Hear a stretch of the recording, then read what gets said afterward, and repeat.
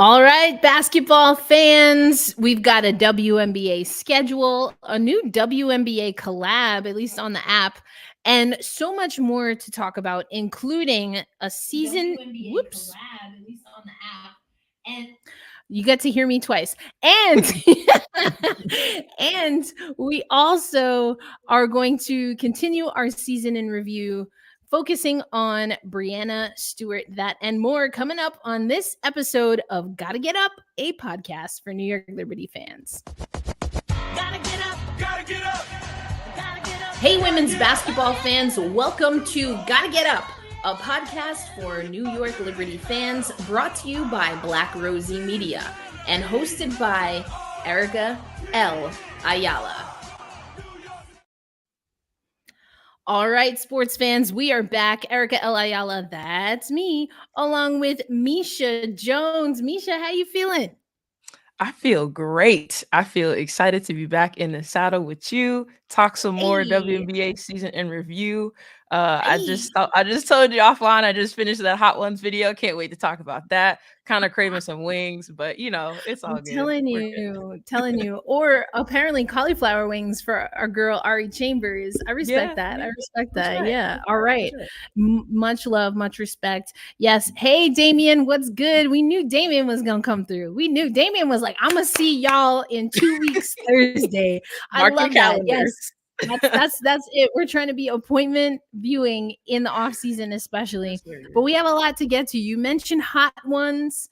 I know that on Black Rosie Media social media, we've been promoting that the WNBPA has a new documentary out, and our main character for today's episode, Breanna Stewart, is among one of the 3 active players in that documentary. But let's just get into the goods here. This Hot Ones collab was crazy.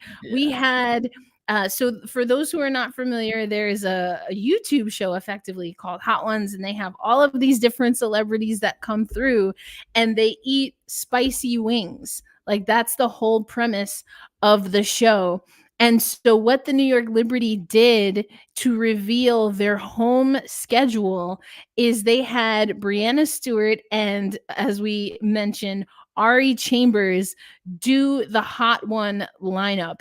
And I thought some of the progression was really interesting. They snuck in a question about teaspoon. There you see Stewie with the spice.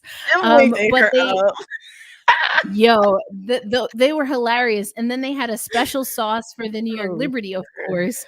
Yeah. And apparently that was the spiciest one. I loved her saying, she was like, oh my gosh, she's like, wow, this is really hot. She's like, is this what it feels like to play us? I was like, I see what you did there. I see what you did there. They had a cameo from Ellie, which I loved.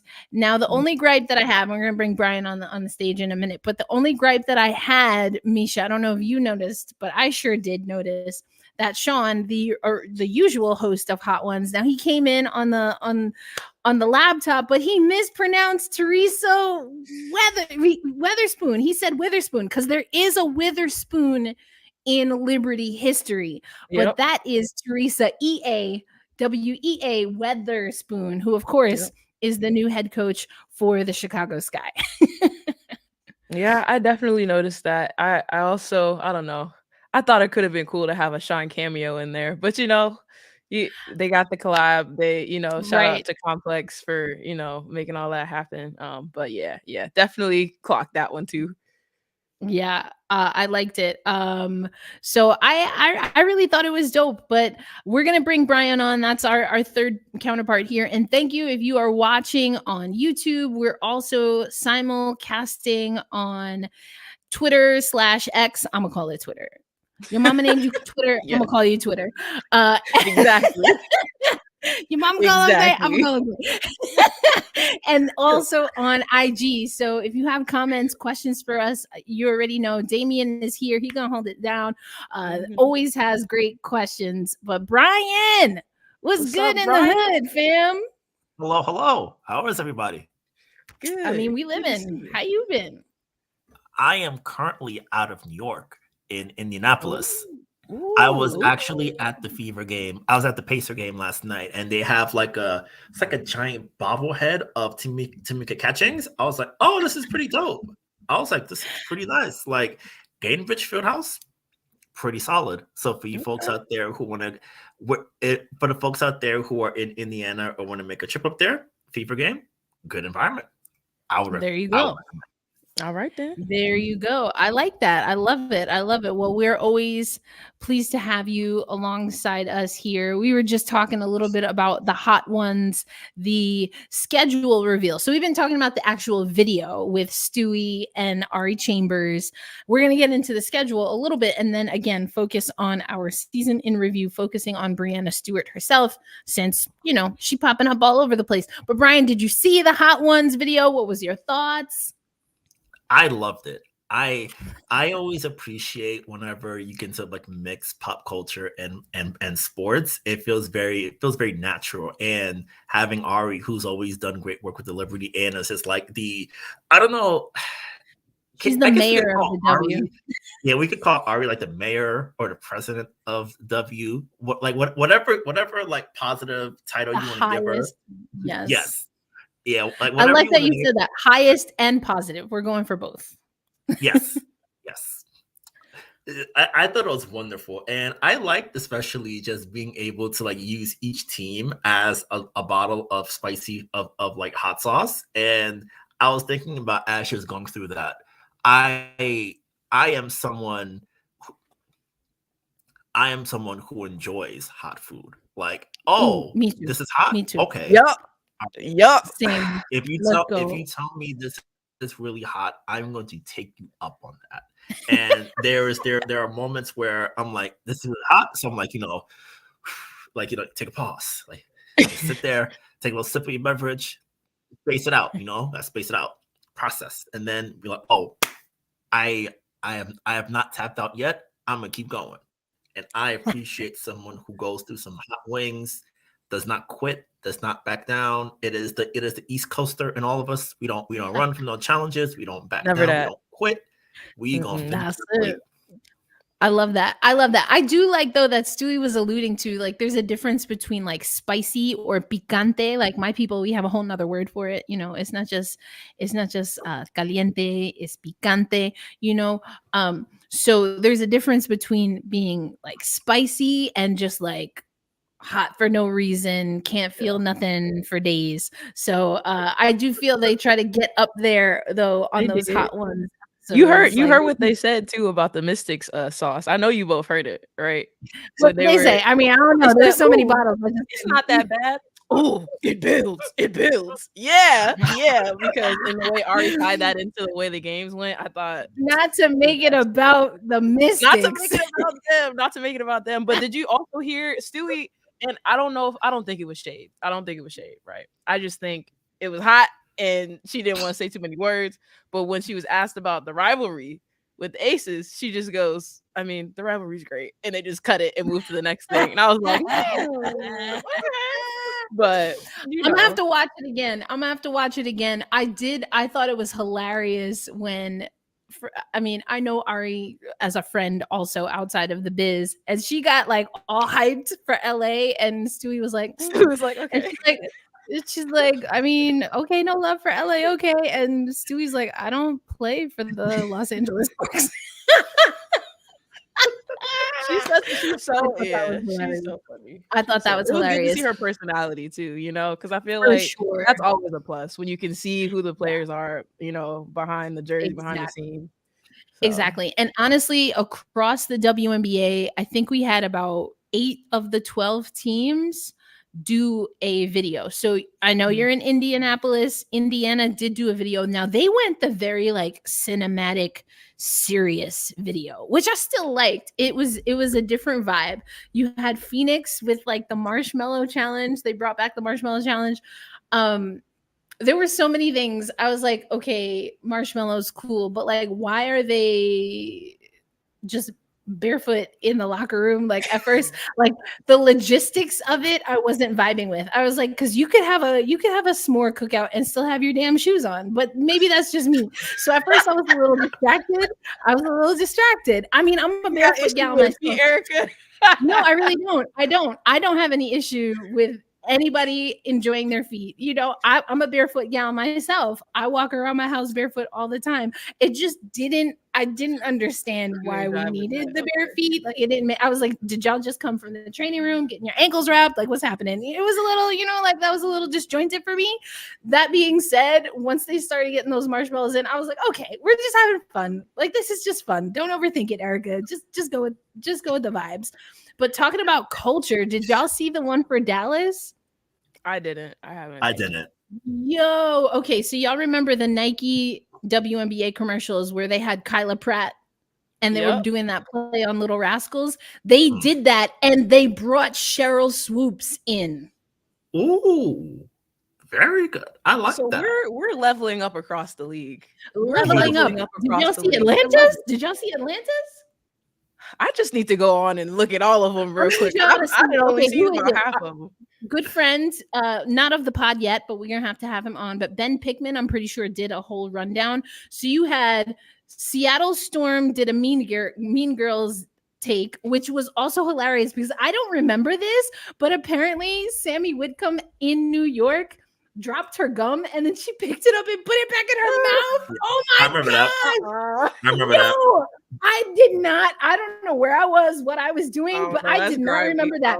But then, so I don't, if y'all know Mean Girls, the movie, not whatever musical, whatever they're doing now, but there's a part where I forget what the woman did, and it's probably nothing I want to share publicly on the interwebs, but to repeat, but she did something, and so they played on that, and Sammy Whitcomb like picking up the flyer out in the streets of Seattle, and she's like, really, it was one time. I thought that was hilarious. Atlanta brought out Clark Atlanta, the drum line, but then you want to talk about wings. So they're eating wings. And at first I literally just watch Hot Ones. Like sometimes, you know, your brain got to catch up with what you're actually seeing. And I was like, wait a minute, I just saw someone eating wings. Now I'm seeing someone else eat wings. And then I was like, oh, the Dallas wings. And of all people to do the Dallas game, who you think they had on there? You want to talk about tea and shade? Leash. And then she takes a bite and it's like, nah. I was like, yo! Woo! Yeah, I need to go watch these.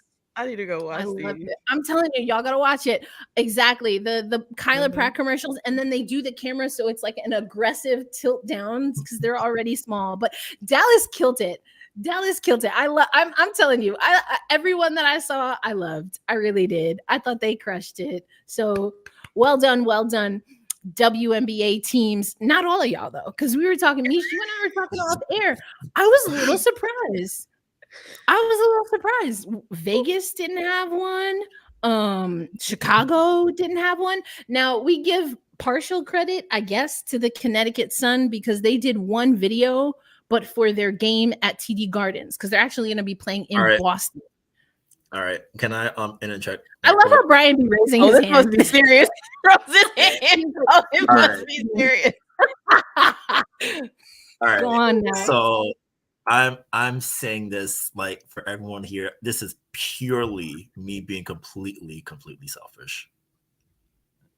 The spark should not at that Boston game. I wanted an excuse to go to Boston to cover a game. Like, why the Sparks there? Like you had why are the Sparks there? You had the matchup of the season between the Liberty and the Sun. 4 great games. That game we talked about it last time. That game incredible. I think the highest rated game of the season too, like at least before the finals. Like this, New York and Boston. This is. That would have been dope. You're right. Yes, and that was the fumble of the bag. Yes, and you know, if anyone's wondering, am I saying this because I wanted to go up to Boston to cover a game? Partially, yes. I cannot. I mean, you can still go. You can still go. I mean, I might be. Now that I think about it, I might be in Italy on vacations. But hey, beside the point. Hey, send the Liberty there. Anyway, next topic. This dude got my man really out here trying to have it all. Be like, I'm not gonna be there, but if I was, I need Kathy and them folks to give me a shout out. Does anybody know that the Connecticut Sun will play in Boston to play against the Sparks in August? Well, that's the thing. That's the only video reveal they did. So I hope people know. Brian knows. He may or may not be in Italy, so but that was part of the reveal, Damien. And so, okay, before we move on, this is the New York Liberty schedule. You can see all that gold is for the Olympic break, but we start, listen, you know what? I can't stand y'all. We start with Washington on the road again. I mean, not to make it all about the mistake. No, maybe I don't mind it. I like it. I like that you just jump into the season spicy. Just jump into the season spicy. I'm not, who knows? I know you like it. I know you like it. Listen, okay, you want to talk about hot ones. We open with Washington, and our last home game is against Atlanta. Yeah. They really out here trying to do some things, but that goes to, commish Kathy. She loves her some rivalries, so maybe everyone's leaning into it now. So we'll break down the schedule as we get closer to the season, but let's talk a little bit about the WNBPA. They have a documentary that's going to be premiering on Tubi, I believe, which is the free streaming service of Fox. And that's going to be January 31st. And Breanna Stewart is in that doc. I got to see a little bit of a screener, which so many things. We're going to have a full episode once everyone's been able to see it, really breaking this down.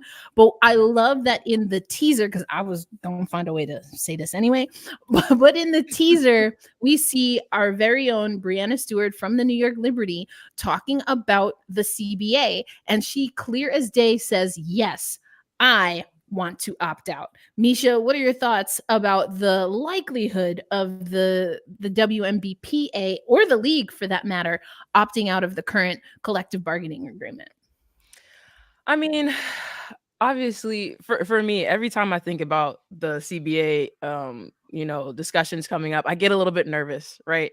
Because we've seen leagues in the WNBA, teams in the WNBA, we've seen all sorts of things happen. We've seen, leagues go under, teams go under. And so every time we come to this kind of crucial moment, I get a little bit nervous. However, this time I feel really good about it. And I'm actually very happy to hear Stewie say that and have them put that in the trailer clip, because I do think if the goal of the league is not only to put the best product out there on the court, but to preserve its longevity, right?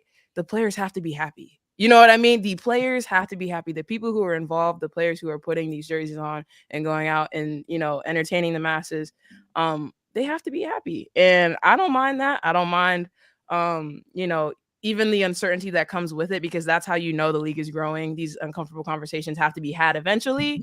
So, I'd rather, and of course, we know the ones we're talking about right now are the travel and flights and compensation and all that kind of good stuff. But it makes me nervous on the one hand. On the other hand, it makes me excited. Ryan, what are your thoughts before I weigh in as well?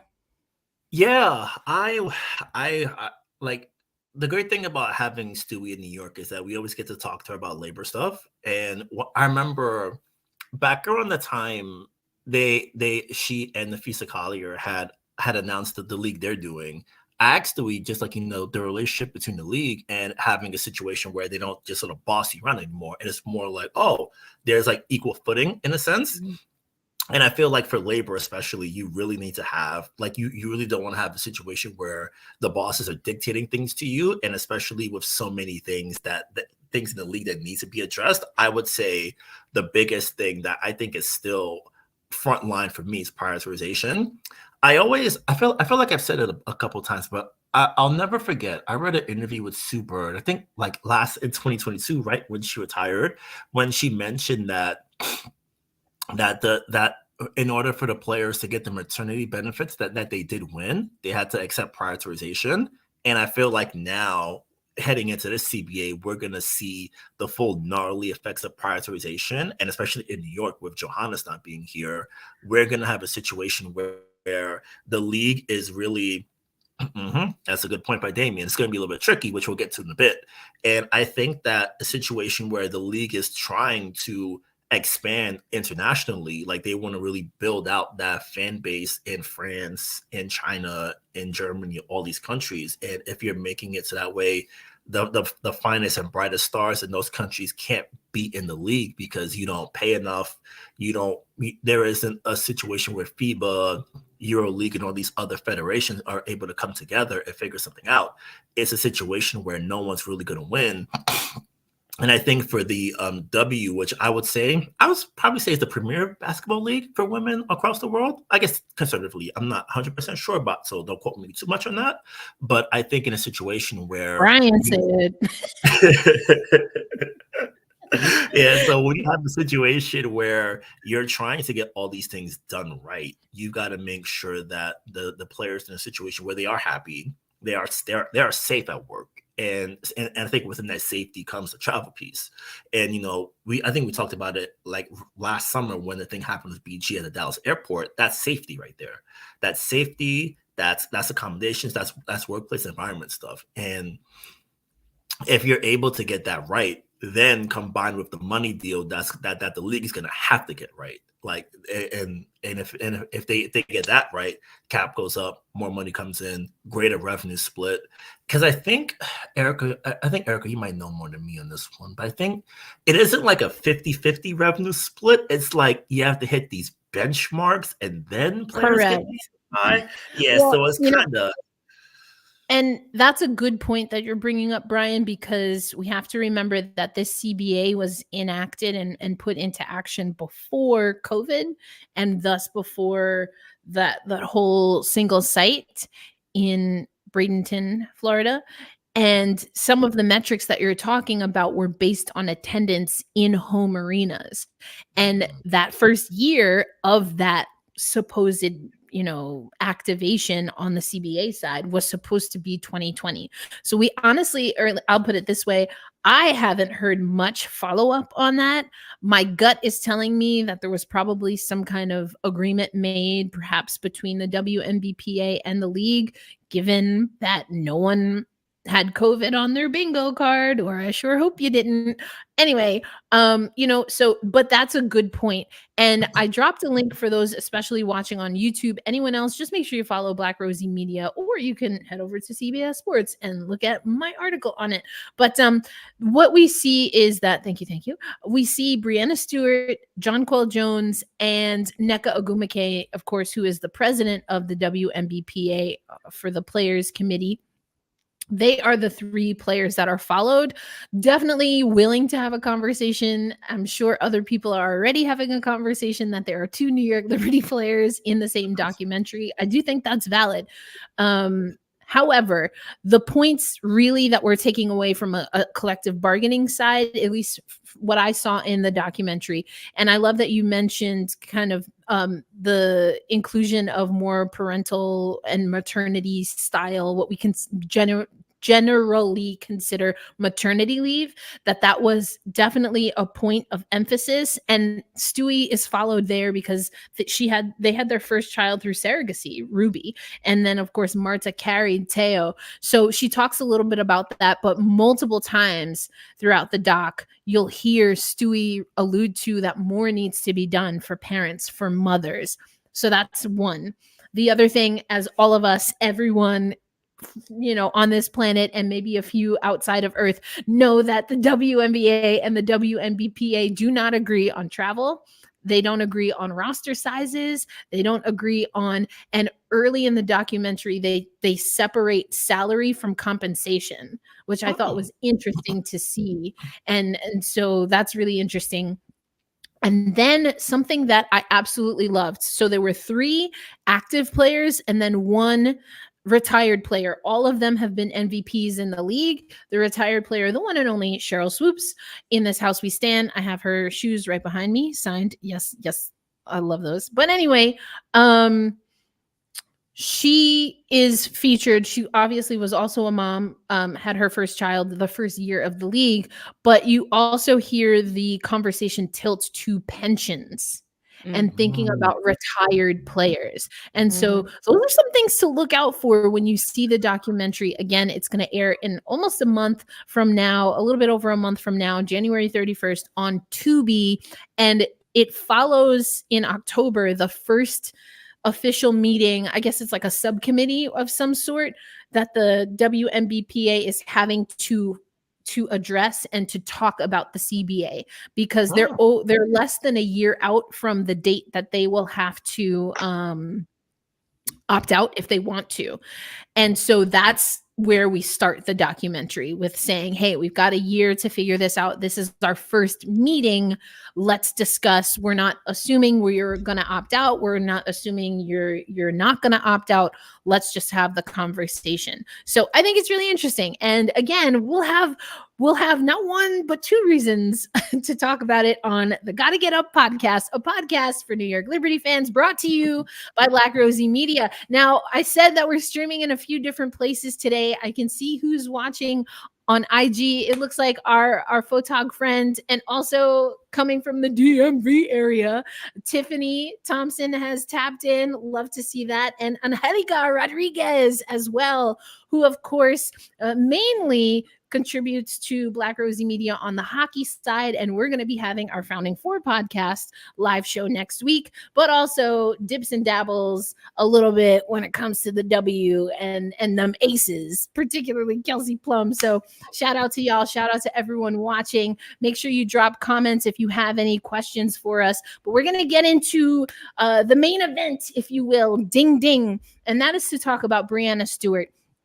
We know that she is the right now MVP, reigning MVP of the league, but also about this, the postseason wasn't postseasoning for a lot of folks. It wasn't bringing that New York Liberty Hot Ones level spice. And so I wanted to really have a conversation. Let's talk through the numbers here about Breanna Stewart, including, Brian, you already know I'm going with this, her usage and her minutes on this here team. So let's talk about this. All right, Damien, I see you have a question, and I'm gonna give you a real easy answer so then we can go into our rundown here. Who do you want on the Liberty roster for next year? Breanna Stewart. Boom. And let me tell you why. She is the reigning MVP. She dropped, what was it, Brian? 45 piece? Yes. First game in Brooklyn. Yep.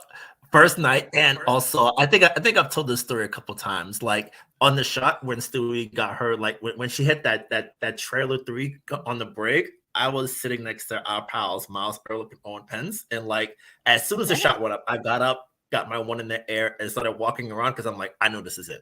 Like I knew it. And like that entire first game was like spectacular, and it was so amazing just sort of be there to see everyone, you see that performance on like there's so many great ways to make a first impression. Setting the franchise record. Yeah, that's one heck of a way to do it. Yeah. That'll do it. That's a beautiful way to do it. No, that's cinematic. Style. I love that. Also, I apologize. I got to set the record straight. Angelica, not to make it all about the Mystics, is a Washington fan. Now, how I get all these Washington folks, like Tiffany. Why you mad though? We love y'all. We got Misha, now Angelica from Brooklyn, mind you. And look, I mean, that don't matter. It don't matter. It don't matter. It don't even matter. It don't even Angelica, matter. No, shout out to you, because what you feel is what you feel. Okay, what you feel is what you feel, and yeah. Y'all know it's all love. T Cloud came correct. I love it with her game and with her respect. Like we're not looking to make friends on the basketball court. I'm with that 100%.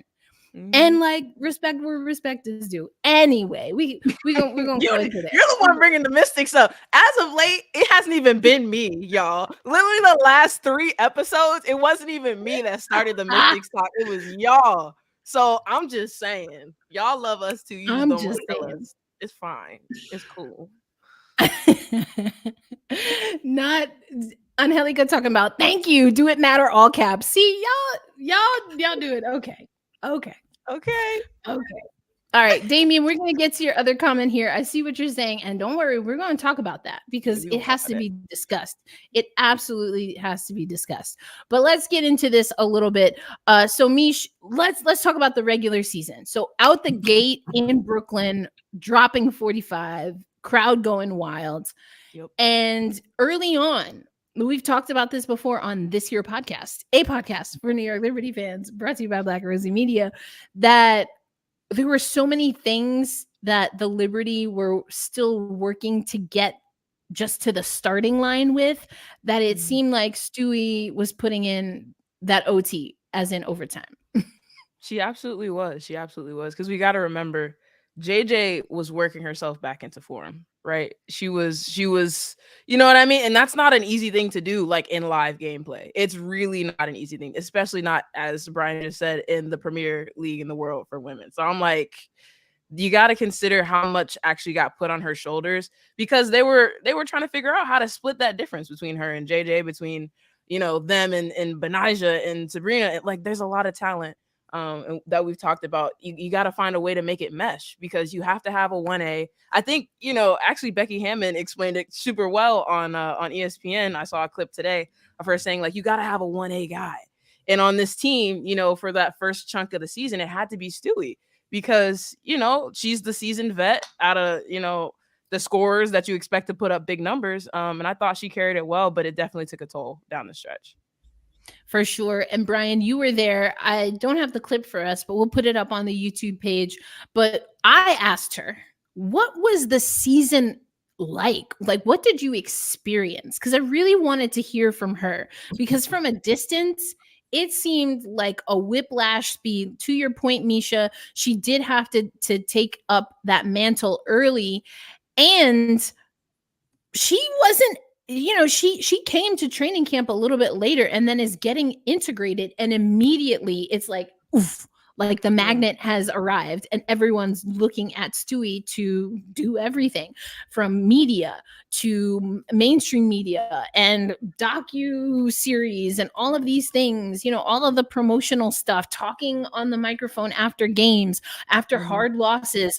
Who's the one who people are going to ask for? The person who's comfortable speaking or is kind of put in that role. And she kind of alludes to that in the documentary that the WNBPA has coming out. But there was a lot of responsibility, and that's only what basketball is bringing her.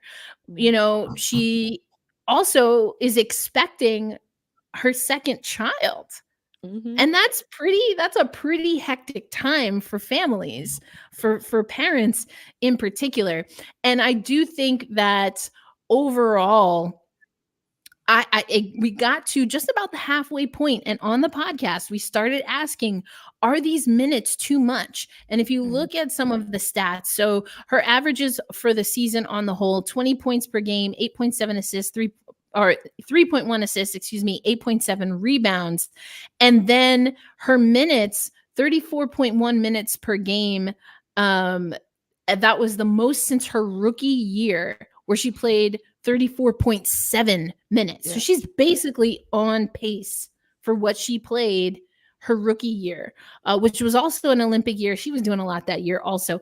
But, you know, she had the second highest minutes in the postseason, but her lowest points per game at 18.4 of her career, her postseason career, and her second lowest field goal percentage. And I think that we really saw the fatigue, Brian, in the postseason.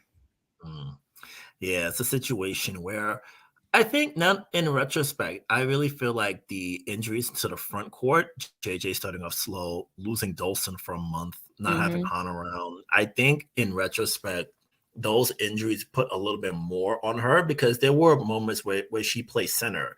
There was one game, I believe, I think it might have been against the Sky, when Stewie played center. The ball at sometimes. Yeah, and it's, you know, she can do it. But it's one of those situations where it's like you don't want to have your starter go like throw 130 pitches in April because it's like, why am I doing that? I need you to do that in October. Yeah. So it's a situation where she was able to keep the team afloat. But I think like as the season got deeper and as the level of competition reached its highest point, especially in the championship round, this situation where, I can't dial it up the way I want to. I have the desire to do it, but it's like my body isn't going 100% the way I needed to. And just being off even a little bit is enough to sort of like create problems against a team like a Las Vegas or Connecticut or Washington when they played them in postseason. So I think I think in retrospect, how we look at her season is that if the front court was a little bit healthier, that probably would have scaled her minutes down a little bit more. So I think as we head into 24, keeping the rest of the team at full strength, limiting if at all possible, having a little luck, having a little bit of injury luck in the front court, I think that will help preserve her a little bit. Yeah, and I want to get to this comment by Damien. It was an embarrassing postseason and no excuse not for Breanna Stewart to show up, but also Sabrina Ionescu didn't show up and showed her potential greatness in the postseason, and it needs to change. I mean, we've also talked about it was a tough postseason, I think, for Courtney Vandersloot as well. And our next episode, we're planning to talk about Sandy Brondello. We switched it up to do Stewie today just because of the Hot Ones and the WNBPA documentary. But, you know, another thing, Brian, you and I were there and you tapped me on the shoulder because you knew I was going to come find you anyway. But one of the things is that Sandy Brondello, I forget what the question was exactly. And again, on our next season in review, we'll talk about this. But she kind of said, yeah, maybe I, did play Stewie too many minutes and have to, focus on that. And I mean, listen, Auntie a little petty, right? But Brian, I know you remember this, but we had someone on this here interwebs trying to tell me that we ain't need to worry. Don't worry about it, sweetheart. Don't worry about it, sweetheart. I was like, I mean, I'm not worried, but I'm just saying, like, I'm doing some real easy math because Erica don't do hard math. I'm doing some real easy math, and even the easy math is saying Stewie doing a lot. Yeah. I ain't saying she can't do it because she's doing it, but how long can she do it when she's what, 8 years from her rookie season? Like, that's how time works, fam. Like, that's how time and age works. Not to mention, as we talked about all the other stuff off the court, but someone was in my comments on my YouTube page talking about, don't worry about it, sweetheart. I was like, okay. That's not what Sandy said. So there you go. Boop, boop, boop, boop, boop. Anyway, yeah. Not that I, am remembering random YouTube. You just had to get your lick back real quick. It's cool. You had to get your lick back real quick. Because y'all know I've been talking about that for a minute since before it was an issue, because that's what you do. You talk about things before it's an issue, because when it's an issue, it's too late. And if I'm being 100%, not to make it like I want to get too personal, but I'm just going to say I saw in the postseason a person who was very close to the end of their rope and doing everything in their power to not be. That's what I saw from Breanna Stewart. Now, whether that was an impact of basketball or other things, that's not for me to know. I'm not even asking to know. I'm just saying what I saw, what I perceived, and I could be wrong. But Stewie had trouble, Brian. You were there. She had trouble articulating to us what the season even felt like for her. And it seemed like she just couldn't get her mind around everything that she did because she was too busy just trying to do it. Yeah. I think she might have mentioned in either the game 4 post or the season recap one, where this is like her first loss in like a championship setting. And it's just like, I don't want to feel this again. This sucks. This is not what I want. So I feel like it's one of those where it's like, oh wait, I lose in this. I lost here. That's not how the story goes.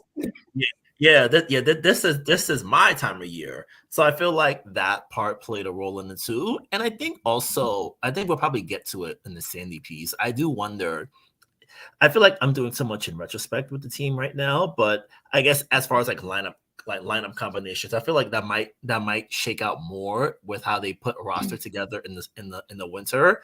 Jonathan Kolb mentioned that they were a little bit center heavy. So if you have another forward to complement a Kayla Thornton, so that when someone that plays a four, it feels like there might be more avenues to get there. And if you're not going to get like an MVP backup for, but you don't need one when you have the MVP already. And then with the rest of the talent on the roster, assuming everyone's back and 100%, you can sort of like mix and match a little bit more while keeping her minutes low. And while she is on the court, not having to run everything through her as much as they needed to. I feel like, especially, I think, Erica, we might have talked about it back in like June, but like the first year of putting an entire thing together, it's like, oh, I got to make sure I get this right, like right now. And if I have to push hard and work longer hours, I got to do it because I got to get it right, because I got to get the foundation down pat first. So now that we have the exactly foundation, or in the nonprofit space where I used to work many moons ago, they call it founders syndrome. You want your thing that you created to work. And yes, I know I've debunked over time the super team narrative, but it is a new team. We called it the easy bake versus the well-seasoned.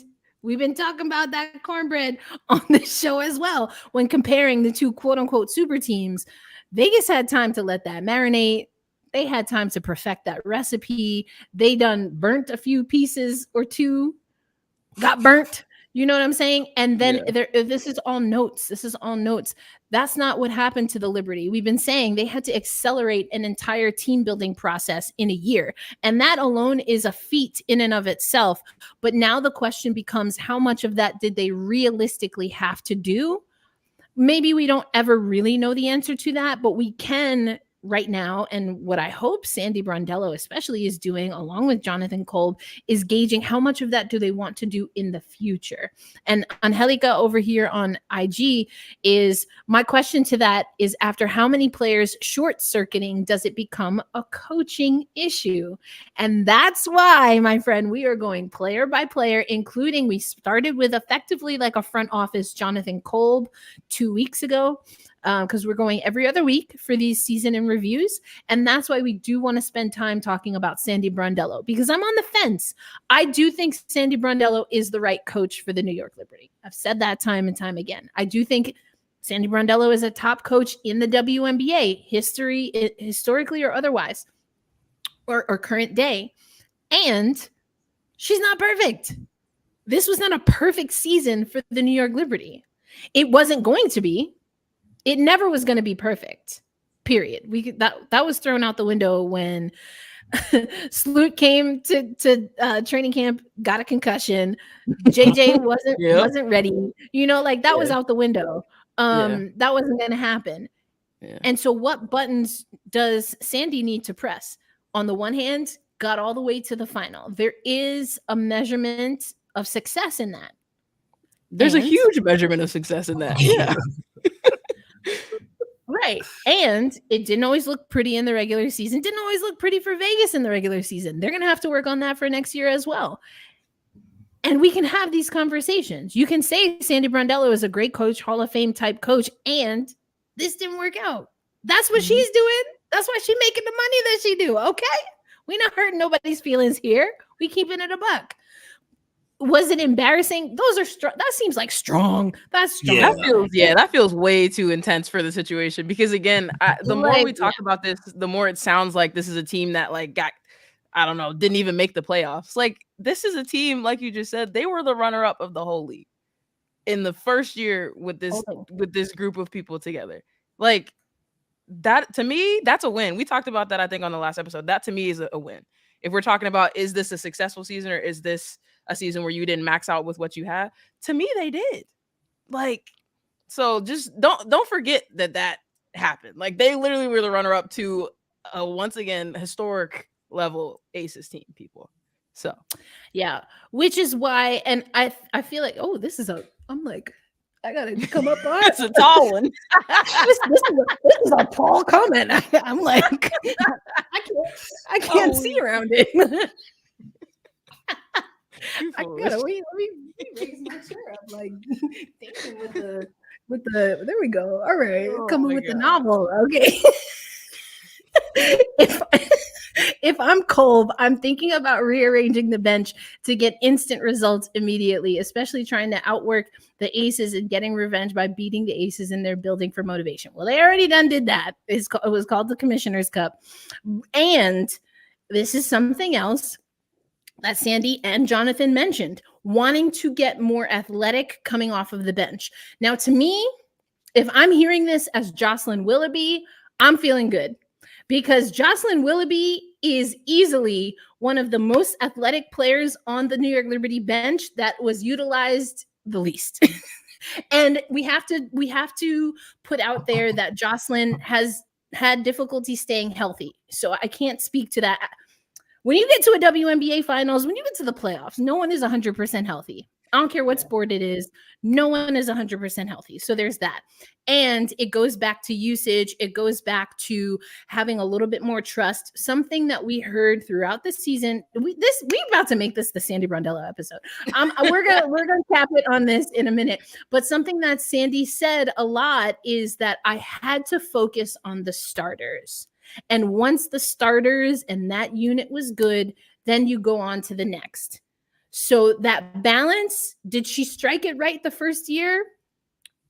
Yes, they were the runners up, and maybe no, because they didn't win. And I do think down the road, and we saw it clear as day in game number 4.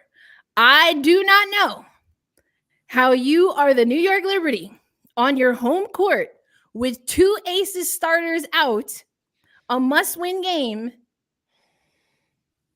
and you don't find a way to win that 1-point game. That's a tough pill to swallow. And it's a tough pill to swallow because I said Aces in 4. Y'all know I said that. But it was a tough pill to swallow because it was a chance that the Liberty can lose that game. The odds were definitely not stacked in the Aces' favor, but they're the Las Vegas Aces. But what was disheartening when watching that game was not necessarily the decision-making, arguably from the bench, and we'll talk about that on our next episode. But for me, it was just that the engine ran out of gas at the most inopportune moment. Mm-hmm. That's what it looked like. That's what it felt like. They were trying to put that thing in neutral, trying to get people to pop out and push it across the finish line, and they just ran out of gas. They went flat.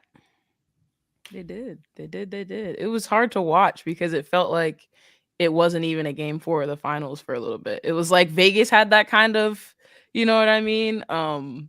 They had that moxie about them because they knew they were coming in with the odds stacked against them, missing 2 people. But yeah, it just, I don't know what happened. Yeah. And I mean, I don't think the Liberty knew too. There's a little piece in the documentary where they show the last second shot effectively twice in the documentary, and then you hear it a third time, and it's Stewie on the laptop, and she just closes it softly, and she like kind of hands it off to the interviewer, and she's like, yeah, I don't want to watch that. And I was like, oh gosh, it was bad. It's gonna sting for a while. This was a tough one. So yeah, Angelica now is over here with us on YouTube, but she wants to know, like, and we're going to talk about this on our next episode. But let's wrap with Stewie. Wasn't a great postseason. The numbers show that it was one of her least effective postseasons. That's not what the Liberty necessarily signed up for. And again, maybe some of that, due to what was a necessity early on, it played a part in trying to make a deep postseason run. Someone, hey Ronnie, talking about what was embarrassing to me was the wobble season. Last year was a success. Just my 2 cents. Well, listen now. This voice, please. Listen. Let's all just agree that 2020 never happened. I feel like for my sanity, that's going to be a lot. Listen, we got to do a deep dive. We're going to have to do a deep dive on the Bill Laimbeer years and the Walt Hopkins years, because I have thoughts. Yes. Listen. That's how you know. I see skies are blue. Clouds are white. And I'll think tomorrow's. Be for real, Erica. Yeah. Be for real. I cannot. I can't. Never. Ooh, yeah. It's good though. It's good. Woo. You know, Okay, lovely. Louis. All right, we just bring the spirit of Louis Armstrong. Woo! to the thread. But we gotta talk about what's next for the New York Liberty. When that comes to Stewie, she has been cored. I will let you know, yes, in the documentary, she effectively alludes to wanting to run it back with the New York Liberty. Now, what that means for free agent Jonquel Jones, what that means for free agent Courtney Vandersloot, we got to figure that out. But let's ask it from this perspective. We saw Stewie struggle. Brian, you talked a little bit about centers, and you saw me react because, you know, I have no sense. But I reacted because you know that another thing, I'm not on the Han Zhu train. And I'm like, we got to let that go. We overloaded on centers. Don't think that's going to work. We do know that Jonathan Kolb, Sandy Brondello, which we'll talk about next time, have talked about wanting to get more athletic. Let's talk about it though from the Stewie perspective. Not necessarily, you can name names if you want to, but what type of player do you think the New York Liberty need to secure to give Breanna Stewart the help that maybe she didn't have fully throughout the whole season in 2023? That's a good question, because I feel like you would want somebody wants to talk Bill Lambier, who, just a quick diversion, nominated for the Hall of Fame again today as a player, not as a coach. On the coaching part, I'll let Erica take that. Bad boy Bill? Yes. Bad boy Bill? In his bad boy Bill era. Okay, cool. Yeah. As far as a backup to complement her, I don't have a particular person in mind, but if they could clone Kayla Thornton, it would make their life so much easier. Just like, hey, you need a 4 that can bother Elena Deladon for a little bit. Here's Kayla. She could do that. And someone who's aggressive, is able to switch everything, can spot it for 3. Having another player like that would add a level of uniqueness to the team. You already knew I was gonna pop that on there. You already knew I was gonna pop that on there. Save that for another. See, I feel like you see how they can't interrupt. I'm gonna let you finish, Brian. I'm gonna let you finish. But Ronnie coming with the heat, with that fire, with that hot fire. Let's go. Save a speed that guard. for another day. Like I do agree, and I guess we'll have to see what guards are out there. So I'll stick a pin in that for another day. But in the meantime, just like having another forward who can really just sort of like jam things up on the perimeter and battle on the inside makes things so much easier for Stewie. So that way she doesn't have to do that kind of work. And well, she'll do it because that's what she does. But just having someone who can sort of like at least manage while she's sitting down on the bench, because I would say, in a perfect world, since she played 34 minutes a game last year, if they could drop it to like 30, that would be great. Like, and I think also, now that I think about it, I feel like I might be jumping a little bit ahead. I would say a goal for the team overall next year is getting the 1 seed, because you want to like control the bracket as much as you can. Like, you want to make it so that way. Yeah, like I think like 2 games off. So you don't want to have a situation where you got to face, like, if you have bad luck and you get Washington in round 1 and then Connecticut in round 2, and then you get the final boss in round 3. So if you're able to sort of like push basically 2023 all over again. I'm like, yeah, you just described their whole and let them deal with that. It's like, oh wow, they had 3 games with Washington. Oh wow, 4 games with Connecticut. Yeah. Oh. You guys have to fly to Uncasville? That does not sound fun. Like, hey, you get 1 charter flight in the postseason, buddy. You use that one, better make it count. So if you're able to control the bracket that way, it makes your life a little bit easier. And then it's like, oh, we got it covered. And I think with that comes with blowing teams out. Like, a lot of games were kind of close. Hold on. Angelica says, pieces I had. Yes, I'm incredibly a newbie to the W, but considering all of the pieces added, I think the Liberty did everything they could.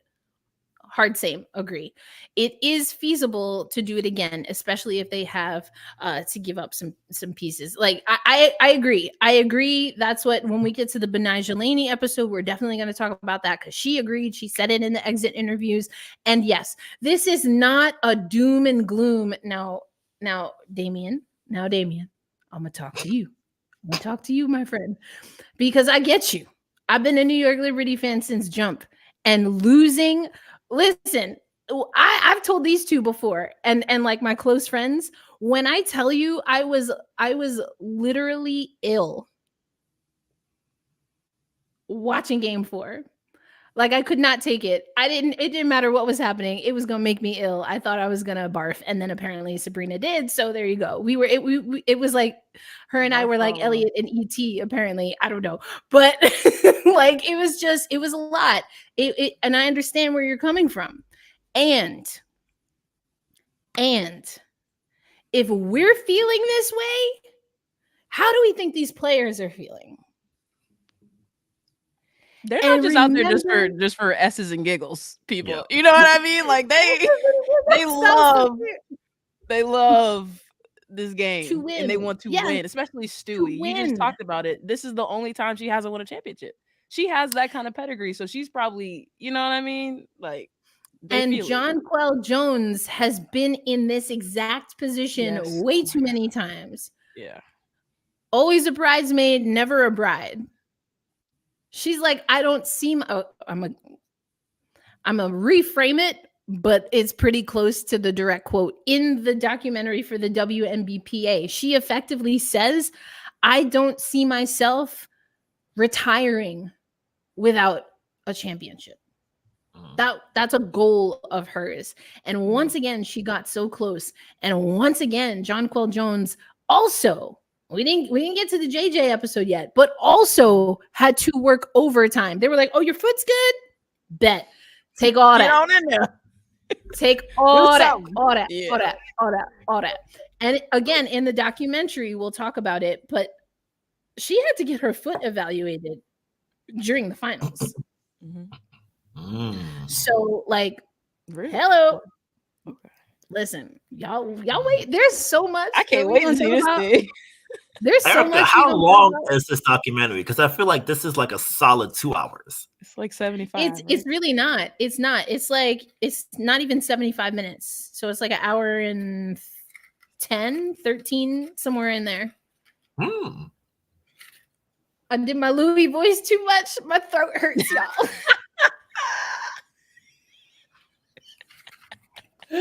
You was playing around too much.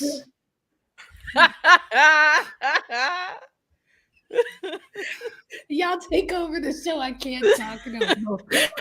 I'm done. Like Stewie in the. Let me stop. Oh, please. It's jokes. Come on. Y'all know I don't really believe that. I just like being extra. But we gotta take. We talking draft. Rafiq. Nothing but that sports. See, I'm doing too much now. Okay. All right. Come on, Mish. I'm gonna let you take this one.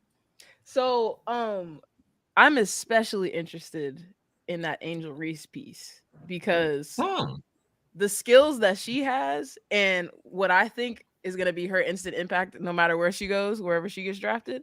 I think she would fit perfectly in that spot. Now, is it feasible? I don't know. I don't know if it'll actually happen. Because, we've already had the WNBA draft lottery, and I don't know, I just don't know how that's going to work out for them. But somebody who can bang on the boards and really hold their own. You're going to have to explain that one to me. I don't get that one. I will. Everybody else. But yes, Rafiq, I think especially on the Angel Reese tip, she has the skills that Brian was just alluding to, and somebody who could back up not only, Breanna Stewart, but also JJ, because both of them, get a lot of run in that same kind of, usage. Yeah, I think Angel Reese and somebody who has the similar skill set would be able to really give this team a boost, especially coming into this year with all the breaks and the Olympics and all that kind of stuff. You're going to need somebody who can hold it down, not only, in skill, but also mentality. And that is, to me, Angel Reese, I think, has that too. Oh, and my bad. I misread your comment. Is it feasible? Angelica was asking. And I think we basically answered this. Yes, I think it is feasible for the New York Liberty. It's not guaranteed. Thank you, Angelica. It is not guaranteed. That's why we're sitting here talking and doing a whole season in review, because it is not guaranteed. It is hard to make a WNBA finals. And it is feasible. And that's why we wanted to start with front office. We're going to go to coaching next and then work through the players, because it has to be getting in even more alignment than they already had this year, which was pretty darn good. Mm-hmm. Okay, the comment about Jonquel Jones being the Shannon Turner, or as I prefer to say, Doyle. That's her maiden name. But Shannon Turner. Now, it's a little different, though, Angelica, because Doily, she played for the same team her whole career. Shannon Doyle is a hockey player, retired women's hockey player, and she played with a bad. See, now Jonquel Jones also didn't really play for a bad Connecticut Sun team, but Shannon Turner played for a bad Connecticut team. Like, they were bad. They were really good, and then they got really bad. And then they started getting better by implementing different pieces, especially offensively, and they just couldn't get over the hump. Best team in the regular season, lose in the final. Best team, or one of the best teams in the regular season, can't get through the semis. So I hear what you're saying. It's not a perfect like for like, but it also brought a tear to my eye. So thank you for that. What would you do without your friends? Making you cry on national television, aka YouTube. Thoughts on Liberty facing Washington and Indiana twice to start the season? Well, we talked a little bit, not to make it all about the Mystics. We talked a little bit about Washington. Indy is going to be interesting. So they got the number 1 pick again. Que no? So I'm very curious to see what happens there. And listen, Aaliyah Boston found her range against the New York Liberty. So I think that was her only three-pointer all season. I'm gonna be so mad if that was like the it only. Maybe she had 2. She probably scored them both against the Liberty. Yeah. No one just started that shot was crazy. That shot was. I remember watching that on my phone because I wasn't. She was shocked. Sitting in front of the TV. I was like, she's like, oh my god, I can't believe. I'm like, yeah, girl, I can't believe neither, but you did that. I was on the train of going to the Bronx on assignment that day for work. So it's like, I'm following on the ESPN Gamecast. I'm like, oh, Liberty up 20. I'm like, whatever. I could just like I got podcasts to listen to. I could go do that. And then I come back and it's like, and then I go back to my time and I say, oh, can you believe this? I'm like, what the hell? Like, what happened? And then I saw the clip. I'm like, oh boy. Because I was thinking to myself, that post game was not going to be fun for the people. If they lost, I'm like, ooh. I was like, this is a day. I'm glad I'm not on assignment because I could let other people have a cranky post game conversation because I like nice vibes. Like, hey, everyone's chatty. Hey, we get to talk. If you're short, I'm like. It's not fun for me, and I know it ain't gonna be fun for you either. But luckily, they figured out what to do in overtime. Thank God, because boy, and it almost cost them the Commissioner's Cup. So could you imagine losing out on $500,000 because y'all can hold a 20-point lead? Oh, dang! I mean, when you put it like that, sheesh. Hey, if all else fails, root for your bank account. So yeah, we didn't talk too much about the schedule, Rafiq. We mentioned it a little bit in the beginning, mostly because of the reveal, but also the Commissioner's Cup is going to be in a 2-week window in June. So we're going to have to break that down if the Liberty want to put up another Commish Cup banner. We're going to break that down. I love this. Talk about this is our Stewie. Y'all with these comments. Come on, I ain't that big. Come on now. I know. I love this. First of all, are we saying it right? We saying Aloysius. That's how I see it. I don't know, but I be making things up sometimes. So you let us know if we saying it right. But I like this comment. Also, applause for the GIF use. Or not GIF use, excuse me, emoji use. Emojis. I was about to fry you up, Eric. I was about to fry you up. I told you I make stuff up sometimes. Leave me alone. Let me be. I said, Auntie don't know about the emojis, huh? Auntie just know about the gifts and the gifs. Lord, I know you know your emojis. I said, don't go out like that. Don't go out like that. You talking like a woman, but you know you've been here. Don't be coming for me. Don't be coming for me, right? All these young whippersnappers. Can't keep up with all these apps, all these names. Don't be making no sense. Okay, it is Aloysius. Okay. We got AI. I don't even know what y'all talking about. But Caitlin Clark. Okay. Okay. This is interesting. I took our NCAA panel off of this rundown, but we get into it now anyway. I don't know. I have no intel whatsoever. Never met Caitlin Clark. You know, sorry to that woman. I mean, I see you on TV all the time, but I don't know her. I just feel like my auntie vibes are telling me that there could be a chance that she kind of stick with what she got and don't worry about the WNBA for right now. I mean, I might. Why not?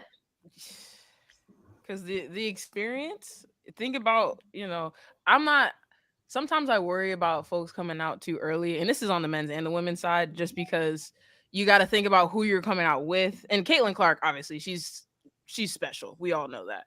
But you also got to think about what league you're stepping into and at what time and what's happening. You know what I mean? Like, there's a lot of things currently in flux. We do not know. There's a lot of teams who made it to the postseason. We just don't know what they're going to look like. You know what I mean? This upcoming year. And so if I'm Caitlin Clark, I'm enjoying being in Iowa. Iowa love me. The country love me. You know, we playing on football fields. Like, that's an experience that you can only get one time. And why would you cut it a year short? That's the logic. If I'm in her ear, that I'm giving her. I'm like, girl, nobody taking your spot. Nobody taking your spot. Now, of course, there's always variability out there. You don't know what's going to happen. Sure. But look, that's just how I'm looking at it. I don't see it as a given, as a guarantee that she's coming out. So I think it could be interesting. Let's see. Angelica, please. Not right now. Not right now. We're going to get there. Aaliyah Boston and Caitlin Clark will make Indiana a threat to the Liberty and Aces in about 5 years. Now, listen. I'd say shorter, honestly, considering how good Boston is already. Like, I'd say... Yeah, give him 3 years. Yeah, 3. 3 years. Like, I love it. 3 years and some. I'm looking over on IG too. We got Ash Bash in the house. What up? All the homies coming through. I love this. See, but yeah, I'm kind of with you. I think. Well, I guess it goes back to Mish, what you were saying though, right? What is that transition gonna look like? Not just for the individual player, because I mean, Aaliyah Boston was Rookie of the Year. And Indiana did better, but better relative to how they were playing. It's still not great. Still not great. So we gotta see what size they're gonna do. Yeah. We gotta see what they're gonna do. Not scared as hell. And then you gotta put it on the screen. We already said we were talking about this. Listen. Listen, we talking about sporty, defensive-minded, quick-footed backcourt players. Isn't that some of what the Liberty's been talking about? Come on down. Okay, but I'm glad you're saying this because I wanted us to come back to the guard conversation that was brought up earlier about what could work best for the New York Liberty. Outside of getting a great backup that can spell JJ and Stewie, for me, an athletic guard who can defend and put the ball in the hole and slash like her life depends on it. You need it. You need instant offense. And I said there's already a supporters group in New York called Cloud9. Shout out. But I want them to go Aerial Powers. I don't know what her contract situation looks like, but I name dropped her on the last episode for a reason, because she is unhappy in Minnesota. She wants somewhere that she is valued. Now she's not going to be a starter, probably, depending, looking at what's on the roster right now for New York, but somebody like her, to me, is the blueprint for the kind of player that you want. Like, you don't necessarily need another, primary ball handler per se, because I think you've got that at least covered for the moment.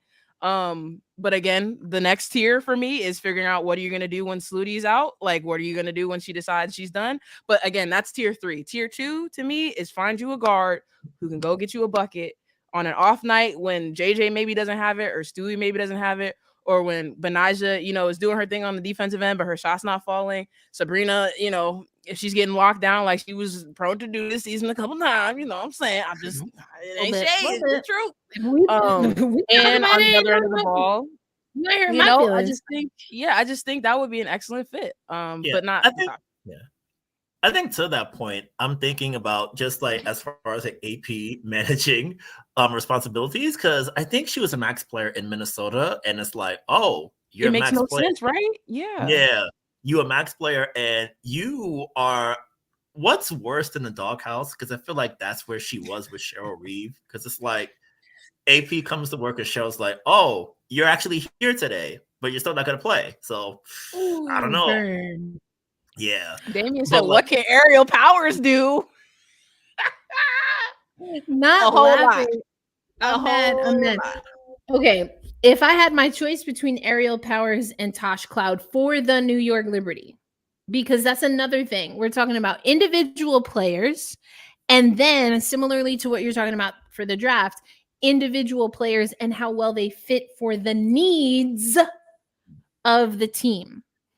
I personally see a little bit more value if we're talking in this hypothetical space for a Tosh Cloud, maybe even a Skylar Diggins-Smith, than an aerial powers. I think you get more bang for your buck, which I hate talking about humans in that way, but also that's kind of how we talk about sports.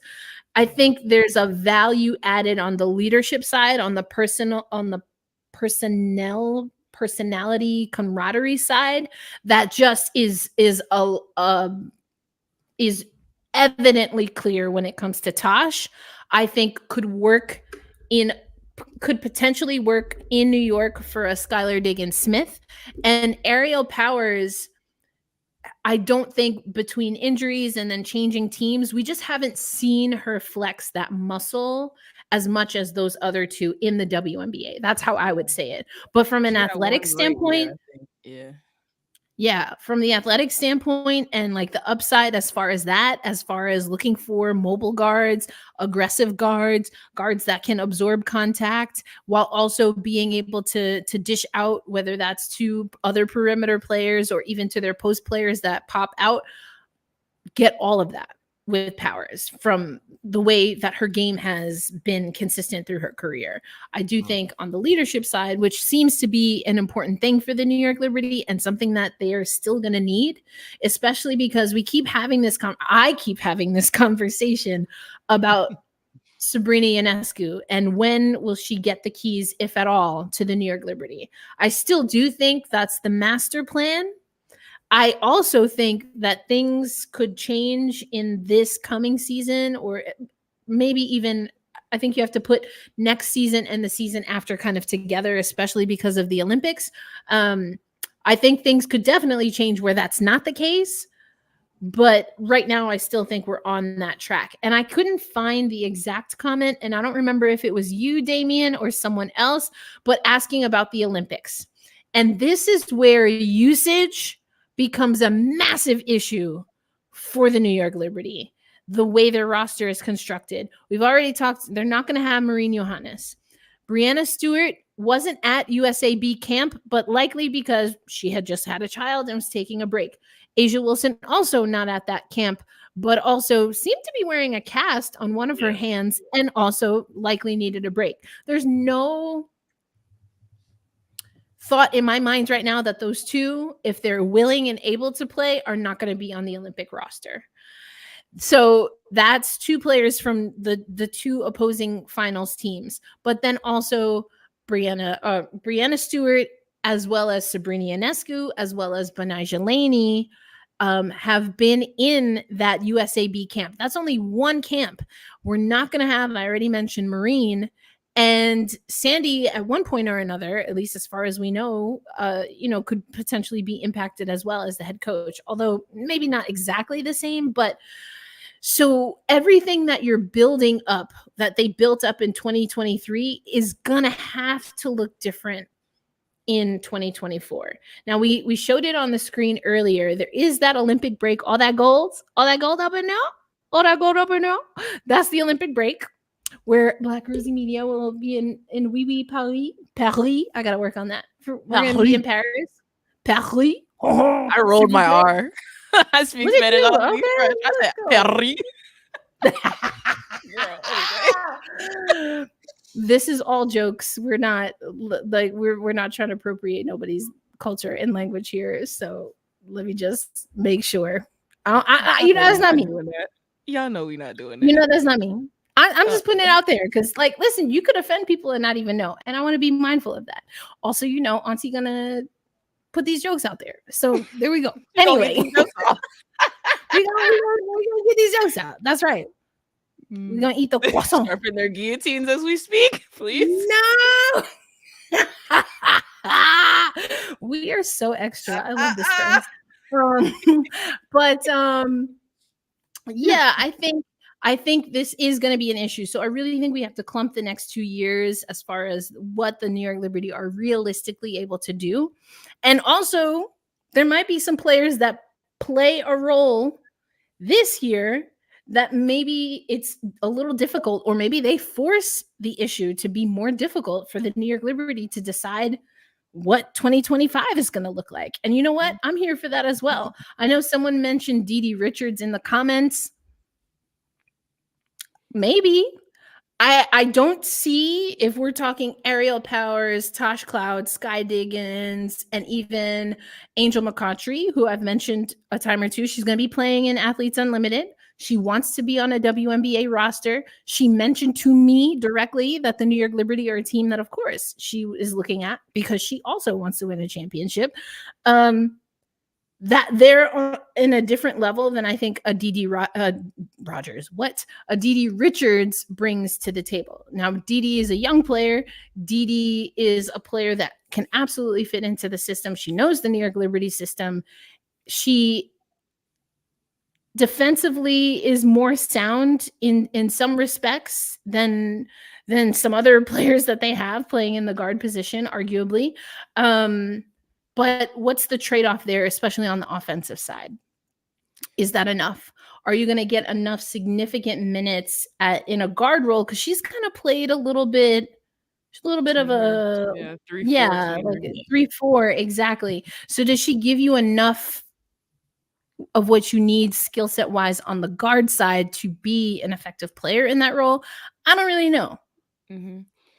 To me, that's the big question. Yeah, to me, that and money, but that's the big question. It's like you want somebody who, in my opinion, splits that difference perfectly. Like they can handle the ball if need be, but they're not like you can't put the ball in their hands. And if everybody else is locked up or denied, they can't bring the ball up. You know what I mean? Like you have to find somebody who splits that difference. But for me, the SDS conversation is extremely interesting because if you put her on this roster with Sluty, you know, what does that look like? That's my question with her and with Tosh Cloud. But I can also completely understand the leadership part of it. Again, with the break, that also comes with its own psychological like stuff. And you know what I mean? Anytime you have a vet that has come in and has experienced that break themselves, whether they're playing in it or whether being at home, that's always going to be a plus. But I'm also extremely interested to see, you know, you got Sabrina, who we know can handle the ball. You got Sluty, who that's her, she's a magician, and then you add an SDS or Natasha Cloud. How does that fit to you guys? I mean, I like it. Go ahead, Brian. I'm sorry. Go ahead. Yeah, like I could say, like you never have enough. Like you can never have enough good ball handlers and people who can run an offense. So I feel like, especially combine that with your bigs who can handle and operate from the mid post and the elbow areas. It's like, oh wow, you have even more positional versatility. Matter of fact, the whole starting five can, now that I think about it, because Laney can run the offense as well too. So you have even more people who give. So who do you play though? Yeah. That's more my question. Who do you play? Because we were already talking about figuring out like minutes and all that kind of stuff. Like who do you know? I mean, listen, I like Skylar Diggins-Smith. I feel like I've been on this train. I've been like seeing the possibility for a few years, especially with Sandy Brondello, as Aloysius said. We've talked about this on the podcast. SDS said great things about Sandy when she was in Phoenix. Now, Phoenix This is not a Phoenix podcast, so we don't have to get into it. They went through some things, but it seems like they're getting a little better. I will also say, though, I was trying to do some reporting from Phoenix ahead of the draft lottery, and I asked a specific question about Skylar Diggins-Smith. Let me just put it this way. I didn't get any answers back. So Erica, I don't know. Erica, I have a question for you. Go for it. So how quickly do you think Skylar deleted Phoenix's contacts from her phone? Do you think she did it during the season, or do you think she waited till the last day? I think it's hilarious you think they were in her actual phone. I'm like, yeah, because they were never saved. They were never saved. You got to introduce yourself every time you text. Hey, it's me again. Like, nah, they were never saved. Yeah. And I don't blame her. Yeah. I'm gonna be real with you. I don't blame her. I do not blame her. That part. Not at all. That's done. That's done. That's done. She's not going back there. So yeah, but like, how do you fix the Liberty roster? We've heard about it. We're going to talk about it a little bit on our next episode, but it comes from the players that can make an impact. This is, Auntie reading in her little tea leaves here, but it sounded to me like the way you maybe make space for any of these hypothetical moves or others that the New York Liberty are actually going to pursue.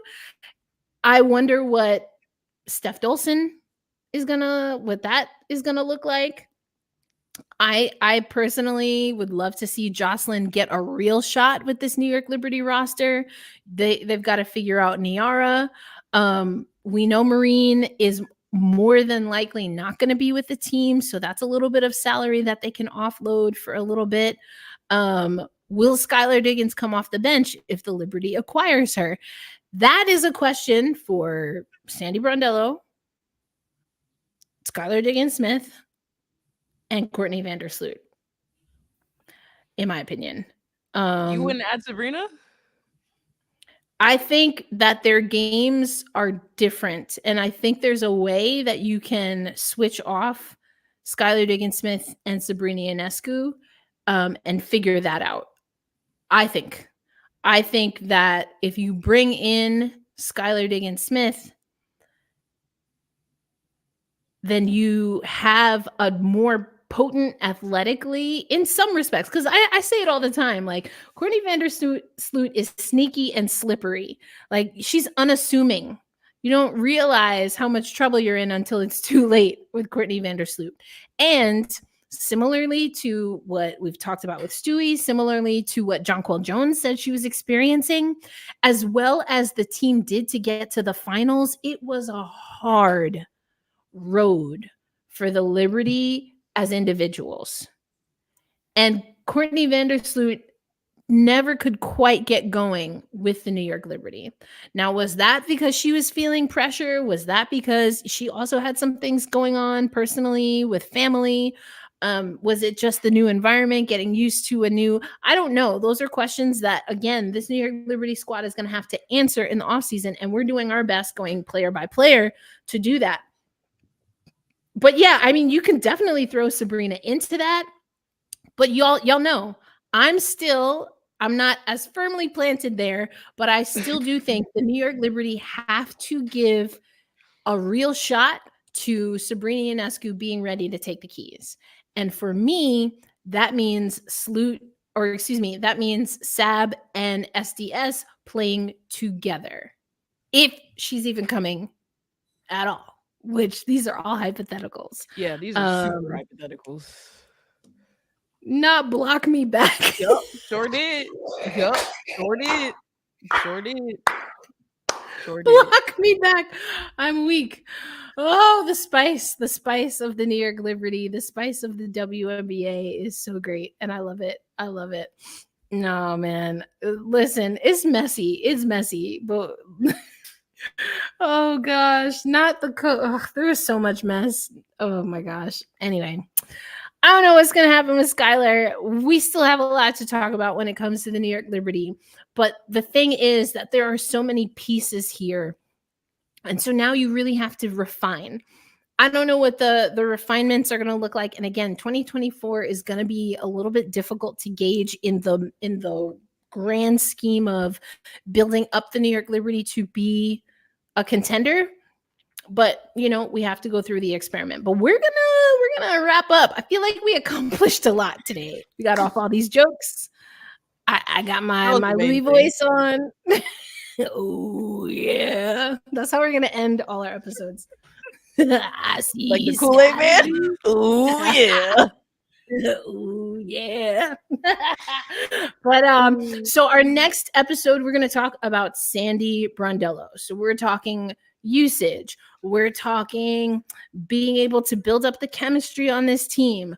We're going to be talking about some of the game time decisions when it comes to, or, down to the wire decisions when it comes to who's going to be taking those last shots. And I definitely want to get into the conversation that she had with Betnijah Laney, making sure that she and Laney were on the same page as to what Laney was going to mean for the team in the immediate, and then how the team can shift to building up what Laney sees herself as on this squad. But listen, Misha, we about to get out of here. What games you got coming up so folks can tune in on Flow Hoops? So the next game will not be until January 12th at 7 p.m. It'll be a home game at Kaplan Arena. North Carolina A&T's coming into town. But yeah, we on break. William & Mary just played Virginia Tech today. It was tied in the first half. Second half, Tech came out and started. You know what I'm saying? So, but excited to see what the conference slate is going to bring for that squad. But yeah, y'all, come check me out. See it in 2 weeks. Brian, I know you keep the oil burning here, keeping New York Liberty fans up to date with what the squad's got, and 'tis the holiday season. What have the New York Liberty been cooking up? Yes. So they just wrapped up their Season of Giving campaign. So I did a big story about that. I did it for Nets Daily. So I was able to talk with the folks from the marketing department and the social responsibility side.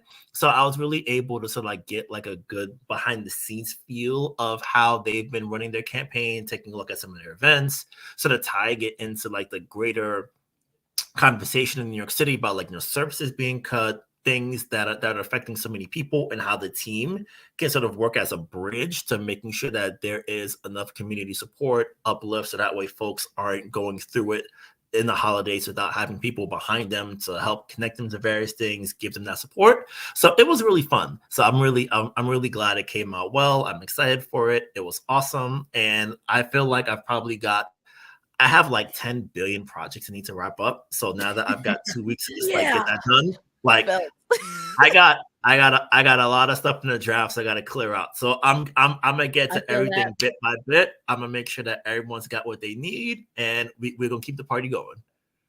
I love it. I love it. Well, I hope that y'all get some time to rest and relax. I will be doing some hockey stuff over this holiday, so I'll get a little bit of rest on the back end of the new year. But yes, Damien, we will see each other again in 2 weeks right here. Got to Get Up, a podcast for New York Liberty fans, brought to you by Black Rosie Media. Not ASMR. I could maybe do it if I really practiced. I have a good microphone. Anyway, not the kind of party. I'm loud. I'm Latina. I'm loud, and I'm from New York. We get loud. We get loud. J-Lo had a whole song about it. 10 billion products. That's my life. And yes, free agency. So on the other side of the new year, we get to talk about free agency. It has potential to be a doozy, y'all. It really does. But we gonna see. We'll get, I guess, the official word on Stewie and what JJ and potentially Sloot want to do. Sounds like they're definitely thinking about it, but are open to, and one of the top options for them could be to come back and run it back with the New York Liberty. But we shall see. All right, everyone.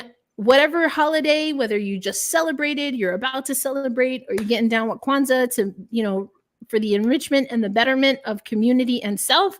We wish you a happy holiday season. We appreciate y'all so much for coming and joining us and dealing with all of my shenanigans in particular. But, you know, we try to have a good time with it. But for Brian Florentin in Indianapolis and Misha Jones holding it down for the DMV, this is Erica L. Ayala in a place called Tulsa, Oklahoma. And you have been listening to Gotta Get Up, a podcast for New York Liberty fans, brought to you by Black Rosie Media. And Helika, it's you and me next week. We're going to talk that hockey. Let's go. Until then, though, everyone be safe, be kind to yourselves, be kind to one another, and we'll catch you on the next episode. Peace out, everybody. Thanks, Ronnie. Thanks, Damien. Thanks, Aloysius. You know, who else? Who else we got in here? I said Ronnie already. Rafiq. We got Ashley in the comments. That's right. Rafiq came through. We appreciate y'all so much. See you in 2 weeks. Bye-bye.